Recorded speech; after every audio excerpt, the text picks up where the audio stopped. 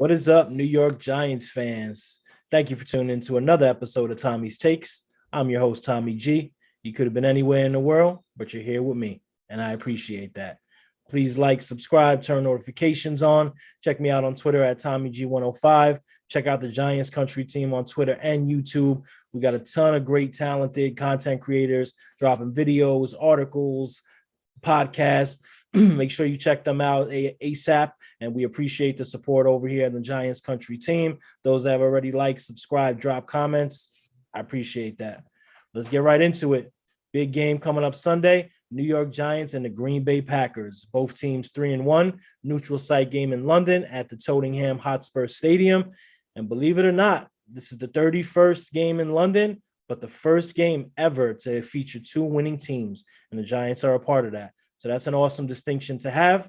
And this, to me, is one of those games where if the Giants haven't been getting national respect because of their softish schedule, obviously beating the Bears, Panthers, and the Titans. Titans have a 2-2 record now, so that win is looking a little bit better. But you don't really see a lot of national respect for the Giants, unfortunately. Well, here you go. Basically, prime time. It's going to be the only game at 9:30, and this is a huge opportunity for the Giants to come out on top and show the world that, hey, we're in the middle of a rebuild, but we could still win. We have the coaching. We have the young players. We have the fundamentals. And the Packers will not be an easy matchup at all. Giants come in as an 8.5-point dog. Over and under is about 41 points. And I'm sure Coach Dable, Mike Kafka, and Wink Martindale are showing the Giants players that 8.5 underdog point because that's a lot. But what do you expect? This team is in a rebuild. It's not going to be easy. Giants have a slew of injuries once again. I know it's like a broken record when it comes to the Giants, but here you go. The essentially the final injury report just dropped, and you have a ton of players out, especially at the wide receiver position. But first, before we get into the injury part of it, Giants are the surprise of this young NFL season. Let's be honest. They beat a tough Titans team on the road, opening day in Tennessee. Lost a tough game to the Cowboys, a couple plays here and there, and this team could be 4-0. They're riding the number one rushing attack in the NFL to the 3-1 record, no question about that. And like I said, year one of the rebuild, and this team is more than ahead of schedule. But doesn't mean things can't get out of hand quickly. You have the Ravens up next week, but the Packers up Sunday. Could be tough. So very interesting to see how this team responds, especially with the slew of injuries. And, when you go back to that Dallas game, you've seen some warts exposed. You've seen the offensive line exposed, the defensive line exposed. The defensive line will be tested again. Packers love the short passing game. They love misdirection. They love the manipulation off the run game to set up the short pass. And we all know, of course, Aaron Rodgers can sling it deep. So it should be an interesting test, especially with the injuries.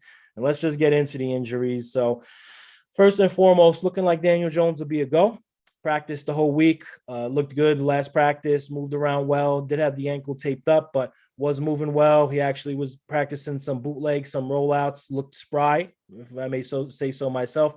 Looks like he'll be a go. Tyrod Taylor is making the trip to London off the concussion, so solid chance he could be QB2. If not, Davis Webb will slide into the QB2, but I do think Daniel Jones is going to start Sunday for the Giants, which is going to be huge because not much else out there on offense other than Jones and Barkley right now. Again, Kadarius Toney, and this is a frustrating one, I know, for Giants fans.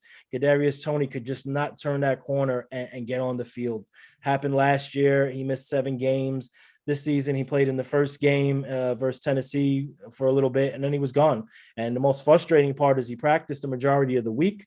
By all accounts, he looked good and looked like he was going to be a go, and doesn't practice today, and now he's officially ruled out. So really tough for Toney. This was a huge opportunity with the injuries to Shepard, and Kenny Golladay will be out this game as well. Looks like he's going to miss a few weeks. So this was a big opportunity for Toney, and he's going to miss out on it. And you got to start to worry a little bit here. Obviously, he's a young player, not even through his second season yet, but can't stay healthy. And hamstrings are very tough injuries to come back from. They could take a long time, especially if you re-aggravate it. And since he was looking good this week and looked like he was going to be a go, and just like that, he's out, you got to think that he re-aggravated that injury, which that could be bleak. You could be looking at a reset on that injury of another 3-4 weeks, but let's not get into that just yet. Another devastating blow. Aaron Robinson, cornerback two for the New York Giants, knee injury, was put on injured reserve earlier in the week. There's some talk out there he might be out for the season, and that's going to be a huge blow for this Giants defense, which has played well for the most part. Shout out Fabian Moreau. He played very well versus the Bears last week. I expect him to have a big role this week versus Green Bay. But again, tough.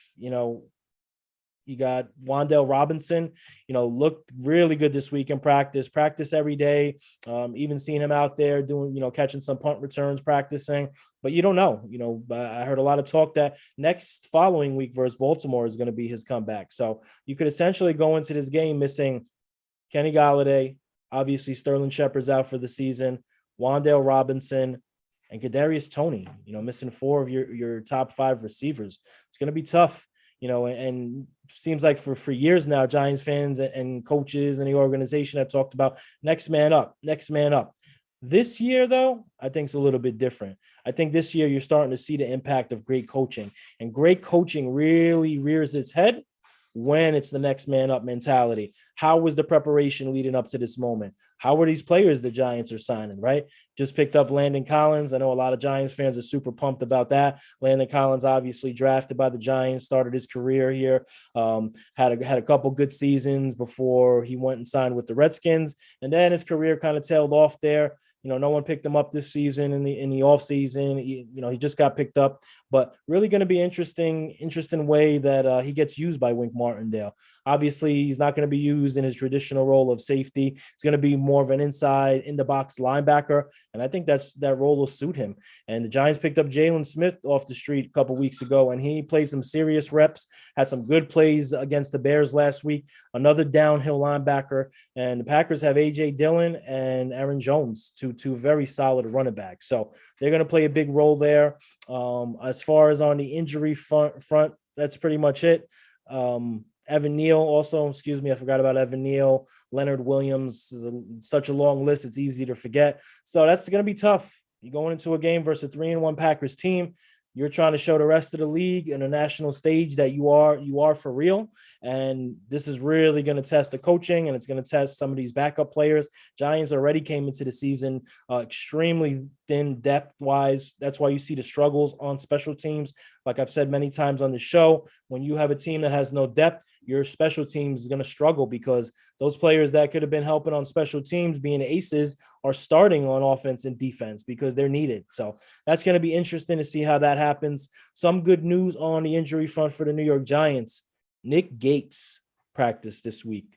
I mean, you want to talk about comeback story, really phenomenal. You basically almost loses his leg last season at the very beginning of the season, several surgeries, several setbacks.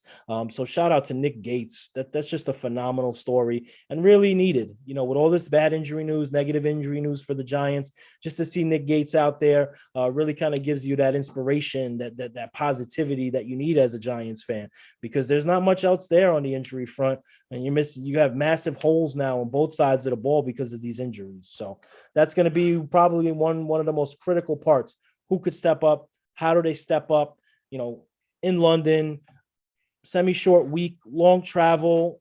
That's why it's going to be interesting for players like Jones and Tyrod and even Wan'Dale. It's not your typical week, especially preparation-wise. Coaches were talking about it this week that London games typically feel like a Thursday night game preparation-wise, because you got to factor in the travel. You got to factor in when you're going to leave, or you're going to spend the week there and do your sightseeing. Some teams decide to get there on Friday, essentially just practice, play the game, and get out of there. But it is going to be a challenge for this young coaching staff, this essentially new coaching staff. Obviously, Brian Dable, first-time head coach. Mike Kafka, first-time offensive coordinator, and so on. So that's kind of where the Giants are at with it heading into this game. But still, to me, they are the surprise of this young NFL season so far. Packers, interesting story as well. Started the season with a loss to Minnesota. A lot of talk in Green Bay after that game, in that game of, do we have to rebuild soon at some point? Is Rodgers going to start hitting that wall here? So when those questions were asked, Rodgers came and answered the bell. They've won 3 straight games. They've beat Chicago, Tampa Bay, and New England. Kind of mediocre stats when you look at the Packers overall. Their passing game is in the top 10 in the NFL. Russian offense is also in the top 12 of the NFL. So they do have some players, and I think they're kind of working through some of the younger receivers, building that rapport with Aaron Rodgers. Defensively, they're in the middle of the pack versus the pass. They struggle against the run mightily, and I think this is something to watch. Packers have given up 5.0 yards per carry this season, and Saquon Barkley has been an absolute madman. We'll get to that matchup a little bit later in the show. Obviously, that's where the Giants are going to attack. They're going to attack that Green Bay run defense, and it's going to be interesting there because when the Giants have had to pass the ball this season, I haven't had much success. And whether you want to put that on Jones, whether you want to put that on the offensive lines, pass blocking struggles, whether you want to put it on the wide receivers not being healthy, dropping balls, falling down in critical moments of the game, either way, the passing offense has not worked. And you're only going to win so many games not being able to pass the ball or passing for 70 yards, 80 yards. So Jones, receivers, offensive line need to get in tune. This could very likely be a game where the Packers score 27 points, 28 points, and the Giants are going to have to match that. You know, you're going to, if you want to win in this league and you want to get on a national stage and you want to make a statement to the rest of the league that, hey, we're no longer laughing stocks, you're going to have to put up some points. You're not going to be able to win every week scoring 17 points. So that's going to be interesting to see if the Giants get the passing game going. Let's get right into matchups. Some really intriguing matchups in this game. I'm going to go with the first one. Giants defense versus Aaron Rodgers. I didn't break it down into defensive line, secondary, mostly because of the injuries and that unit, the defense just being one as a whole right now with the next man up theme. It's going to be tough. So Giants pass D is 4th in completion percentage in the NFL. They are 7th in QB rating. So that's some good numbers right there. Rodgers is at a almost 70% completion rate. So he's going to test that defense. Let's be honest. The Giants haven't really played, Tom Brady in his prime here. They had Ryan Tannehill week 1, Baker Mayfield week 2. They had Cooper Rush back up for Dallas. And now right after that, Justin Fields. And obviously Justin Fields did not have a great game versus the Giants. Him and Daniel Jones and the Bears-Giants passing offense, when I looked through some of the ranking statistics, were grouped together at the bottom in almost every single one. So Giants have the numbers, but they haven't been tested. This is going to be a huge test, right? Then when you look at, so strategically, how is Wink going to play this game? How are the Giants going to play Aaron Rodgers? It's not going to be an all-out blitz game. Giants have barely run any cover 0 this season. I think it's less than a handful of times.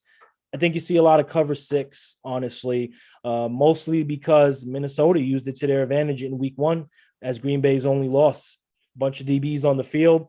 Aaron Rodgers wants to drop back. Let him throw it against cornerbacks. You don't want him throwing it against slow linebackers.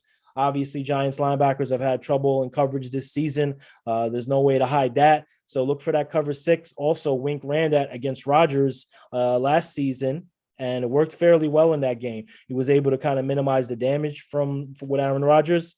So look for cover 6. And listen, linebackers, cornerbacks, whatever defense is out there, have to stay disciplined. Packers this season have been masters of manipulation off the run game, ball fakes, hiding the ball, misdirection runs that will actually play action passes. And that's really been a strong point of their 3 victories that they've had in a row here. So discipline for this Giants defense, especially when you have backups in there. Some positions you have backups to backups. They have to be disciplined. Aaron Rodgers could strike quickly with a 70, 80-yard bomb. And this offense, as it is right now, is not an offense built to come back, in a big deficit. Not an offense that's going to pin their ears back and throw it 50 times a game. So it's absolutely critical the defense keeps the offense in the game. Not fair. Of course, it's not fair. You want the team to be equal parts successful, but this is key. This defense has to play well, whether they're in cover 3, cover 4, cover 6, discipline, focused, watch the ball, stay with your man, and do your job. Because if not, this could easily be a 21-3, 21-7 game at halftime. So that's the first matchup. That, to me, that's probably the most key matchup for the Giants on the defensive side of the ball, especially missing Leo, Aziz, Robinson, so on and so forth. Can they stay with Rodgers? Can they be disciplined? Can they get into the right sets? Can they make the right calls? Can they watch the hot routes and not give up a Hail Mary at halftime? We know Rodgers was good for that in the playoff game in 2016. Still got to get some payback for that for the Giants. Next one.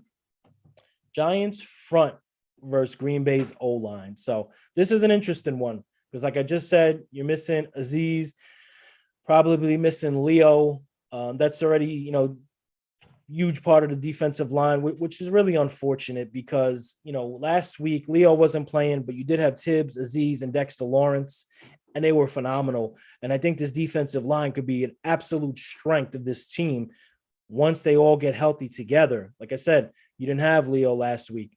You had Dexter Lawrence, who, like I mentioned in the last show, I'm sure Dexter Lawrence heard a lot of that talk about Bears are going to run it right down their throat. They don't have Leonard Williams. They're not going to be able to rush the passer. And Dexter Lawrence responds with a career game. Super excited for Dexter Lawrence to build on that. This is going to be a huge game for him with Leo most likely being out and Aziz definitely out. So how does that front react, right? Giants have 9 sacks on the season.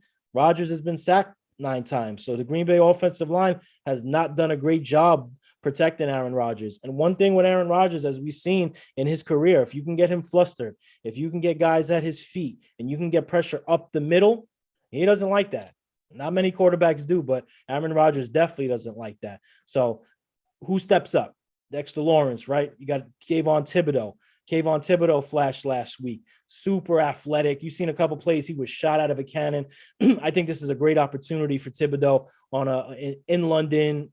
Only game, obviously, at that time, super early.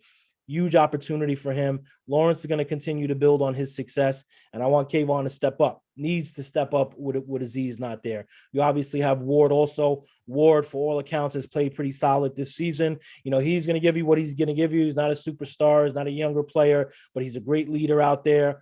He's kind of your enforcer out there. He needs to play a big role with these players out as well. And Giants defense bounced back against Chicago, 6 sacks after getting shut out versus Dallas the week before. And in that Dallas game, Giants defense couldn't get a whiff of Cooper Rush. That cannot happen versus the Packers. That's game over. If there's no pressure on Aaron Rodgers, and it can't just be the blitzes, the front four has to play their role. Front four has to get pressure when they're manned up. You can't just beat Aaron Rodgers with blitzes. Obviously, he's one of the top quarterbacks, super intelligent at reading defenses. So that front four by themselves, if they can cause some chaos, they could have an advantage. They could turn what's a weakness into an advantage. And look for the Packers to try to, negate that. Again, short passes, misdirection, screens, quick sets, quick passes. Rodgers could do it all. And he's going to be the first quarterback this season that the Giants face that can do it all. So that's a scary proposition, especially when you're in a next man up scenario where you're not sure who's out there. You are sure who's not going to be there, and it's not pretty. Get in his face, get him uncomfortable. Keep that up from as soon as the game begins until the final whistle. Next one, and this is a good one too. And I think outside of the Giants pass rush, this is going to be the difference in the game. Packers defense, especially that front seven versus Saquon Barkley. Packers got some solid players on the defensive side of the ball, especially Devondre Campbell. He's looked great this season. He's probably going to be number one keying in on Barkley. But Saquon Barkley, 84 carries, 463 yards this season, 5.5 yards per carry, has 15 catches for 107 yards. And the Packers are giving up, like I mentioned in the show, 5.0 yards per rush. So when you're looking at that matchup on paper, you're saying to yourself, to the passing offense of the Giants, Daniel Jones and crew, please be able to hit your passes when you can. Who's going to be out there passing offenses? Why you're probably going to see Darius Slayton had a big drop last week. Can't happen this week. You can't waste opportunities versus a team like Green Bay. So, but it's going to come down to Barkley. If Barkley could have even a fragment of the games that he's been having, I think the Giants really have a shot. If they can get pass rush and Barkley can get downhill, and this could be a 20-17, 17-14 type of game, that slates in the Giants' favor. So watch for Barkley also to be used a lot in the passing game. Hasn't been used a ton, but when he has been, it has been successful. So look for him to get on some of these linebackers. They haven't really been great covering the back out of the backfield, though in a limited sample size. I would look for Barkley out on and overall, I would look for the Giants to really have a short passing game. They're I want to say last in the league in plus 40-yard passes and second to last in the league in plus 20-yard completed passes. So that tells you everything you need to know. Giants are not going to beat you with their passing offense right now. It's just not where they're at. Whether it's Jones, receivers, offensive line, it's a team. That's a team effort. And the team collectively has not done a good job passing the ball. So a lot is on Barkley, but I look for them to put more on his plate. But I look for that to be more in the passing game, wheel routes, slants, motions. Did the Giants bring back the Wildcat?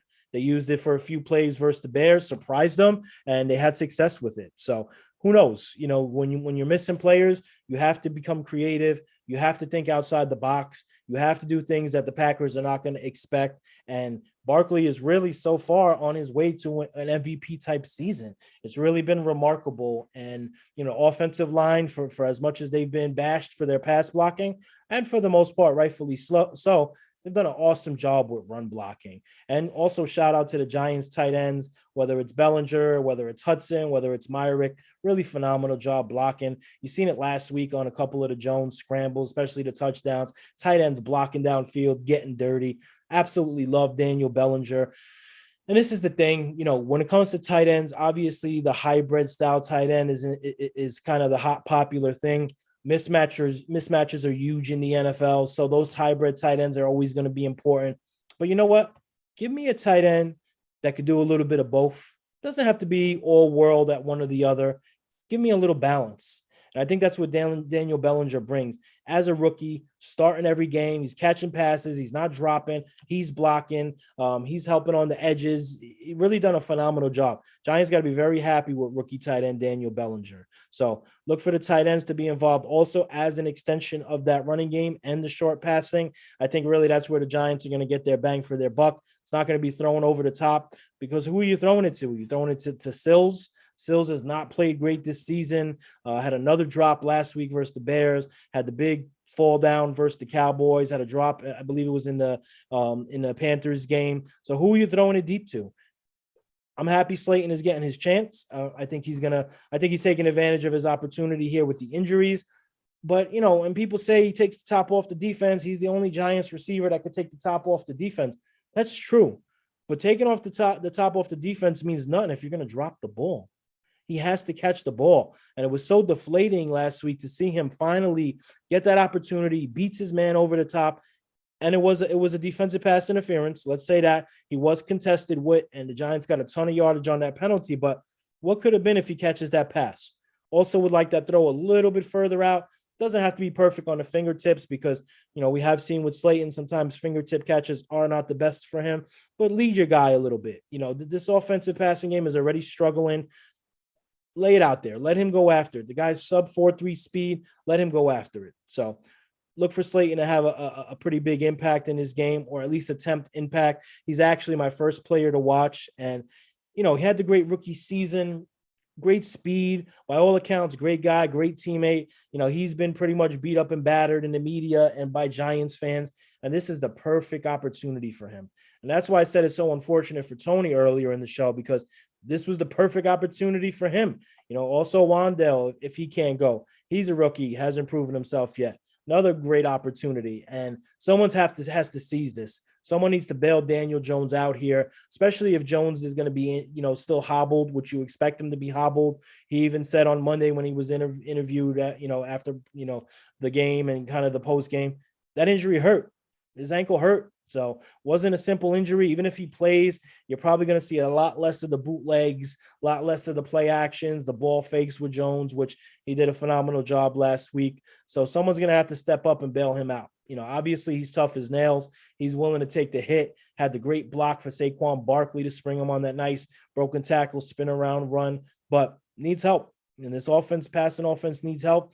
Can't just be Barkley and Jones out there running around, because that's not always going to work. The Packers watched the Bears film last week, and they seen, hey, this offense is basically Barkley, Jones, and maybe Bellinger. Bellinger, has played solid this season. Not really big plays, but he's done his job. Absolutely. So next player, Daniel Bellinger. And I know I've talked about him a lot leading up to this, but, when you look at a team that's missing its top 4 receivers, essentially, might be missing the right tackle, there's not a lot out there, and you're not really going to go out at this point of the season and sign players and pick players up. Obviously there was a little bit of wheeling dealing this week, but it is what it is, and that's who's out there. And I think the Giants should get Bellinger involved more.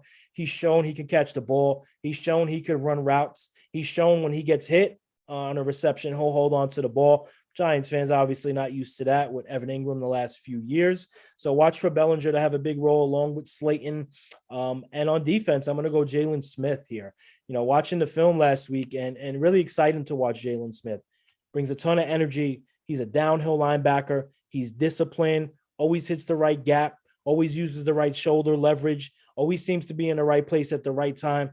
As he gets more comfortable in this defense, with Landon Collins being added probably alongside of him, you now have a decent core. You have Crowder, you have Smith, Landon, and McFadden, the rookie, who has struggled somewhat this season. But again, he's a rookie, going to struggle, especially starting right out of the gate. So I look for Jalen Smith to have a very large role in stopping A.J. Dillon and Aaron Jones. Definitely don't want them to get some rushing yards and open it up for the passing game for Rodgers. And Jalen Smith has done it in the first game or so. So those are my three watch players for the Giants. I have only one for Green Bay, but this is a big one. Rashawn Gary, New Jersey native. So I'm watching some of the film from Green Bay last week and a couple of the other games, including the Minnesota game to start the season. 16 quarterback pressures, 5 sacks, and he has been a terror on the edge. And you know what? Giants need to account for him.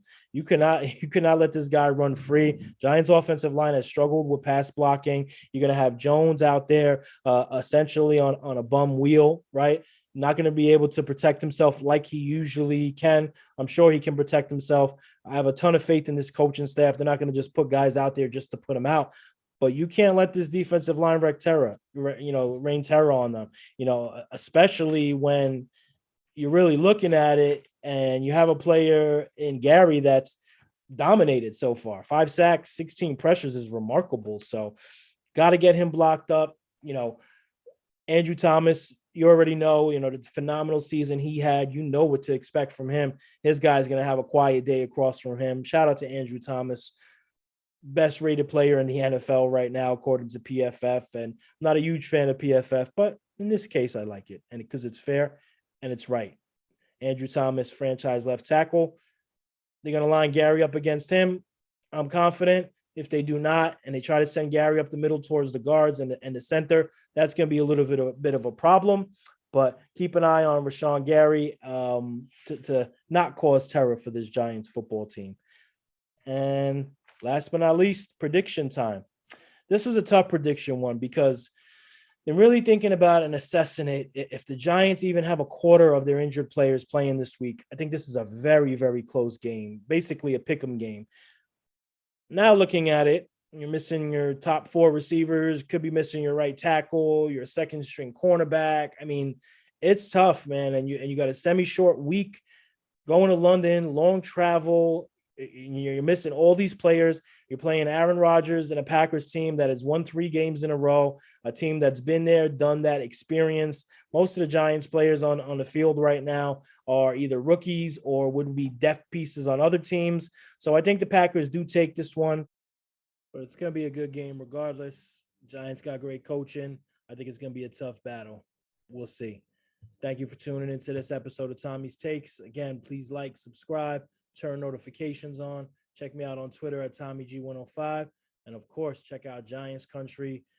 Team is doing amazing things over there. Show some love. Catch you Sunday. Peace.